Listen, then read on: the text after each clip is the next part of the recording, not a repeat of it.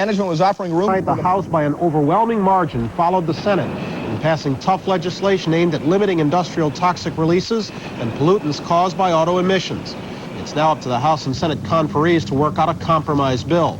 Though critics were already claiming that the cost of the new measures could choke manufacturers and consumers alike, clean air supporters are rejoicing, breathing a little easier today, Thursday, May the 24th, 1990. From NBC News, this is Today with Bryant Gumbel and Deborah Norville. And good morning. Welcome to Today on a Thursday morning. It's already a big day for supporters of the Clean Air Bill. We're going to get caught up on the legislative doings of that bill in just a moment. And then we'll hear from its critics in Detroit. Remember how Detroit screamed foul over the first Clean Air Act back in 1970? Well, U.S. automakers don't see a lot they like in the proposals being passed this time in Washington either. And they claim consumers should be concerned too. We'll hear Detroit's complaints in just about 9 minutes. Deb?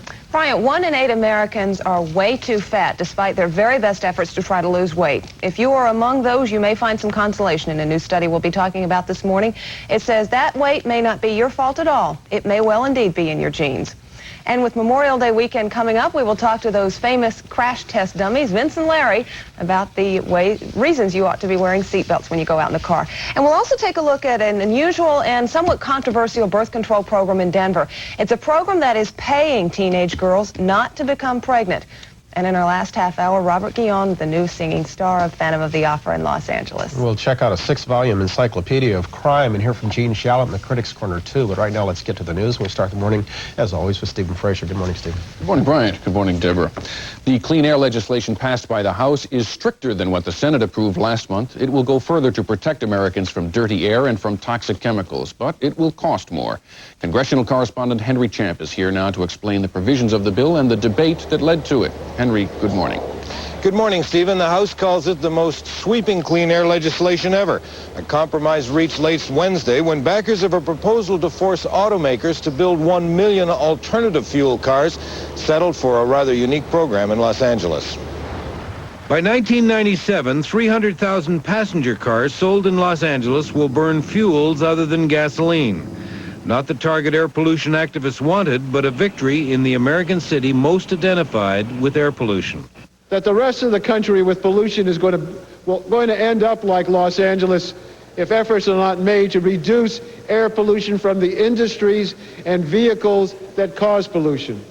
Also approved an alternative fuels program for buses in the country's worst polluted cities. There was assistance for workers who might lose jobs despite arguments that aid was too expensive. Although it's promoted as only $250 million right now, that cost is completely unrealistic. We are talking here today about a new entitlement program, a multi-billion-dollar liability that could be a permanent one. Other initiatives would reduce acid rain, toxic discharges from factories, and emissions from cars and industry. But it is very expensive, and in the background there is a threatened presidential veto. Mr. Bush saying Congress wants to spend too much money. Stephen? Henry, thank you. Congress will have to spend a lot more money than it planned to straighten out the savings and loan industry. Treasury Secretary Nicholas Brady cranked his estimates higher Wednesday, up another $57 billion to a total of $130 billion. He blamed the depressed real estate market where many S&Ls have most of their loans. More now from Chief Economics Correspondent Irving R. Levine. Treasury Secretary Brady's revised estimate of the S&L bailout cost does not take into account interest on the money the government must borrow to close down bankrupt institutions. With interest, the cost could reach $500 billion over 30 years instead of Brady's $130 billion. For congressional and White House negotiators seeking ways to reduce the federal budget deficit, it means that the law that sets a ceiling on each year's deficit will have to be revised upward. For the U.S. taxpayer, it increases the likelihood of higher taxes to shrink the deficit. The mounting costs of the S&L crisis make the deficit larger and larger every day. That's pushing interest rates up, and because the government has to borrow more and more money to pay for it. Higher interest rates put the brakes on borrowing and buying by individuals and corporations and raise the risks of recession. As for the outlook for S&L costs, suggest that there are too many unknowns to provide a single estimate of the ultimate cost.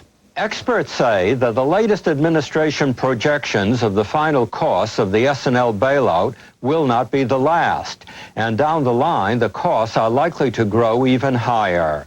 Irving R. Levine, NBC News, Washington. The Israeli army has lifted curfew restrictions on 3 Palestinian towns in the occupied West Bank, and people there are straggling back to work. But most of the occupied territories remain under curfew today and are troubled. School children leaving class in one village threw rocks at soldiers who fired rubber bullets back.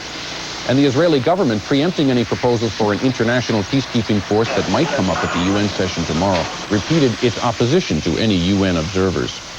President Bush has made it official he is extending China's membership among America's most favored trading nations. Speaking to reporters at the White House minutes ago, the president admitted he is concerned about China's human rights problems. Still, he refused to go along with those calling for a hardline stance against the Chinese government for its bloody military crackdown against the pro-democracy movement 1 year ago. He said the extension is in the best interests of the U.S. and China's people. Today's issue of the British journal Nature reports new findings in the study of multiple sclerosis that are described as a major new step toward better understanding of the disease.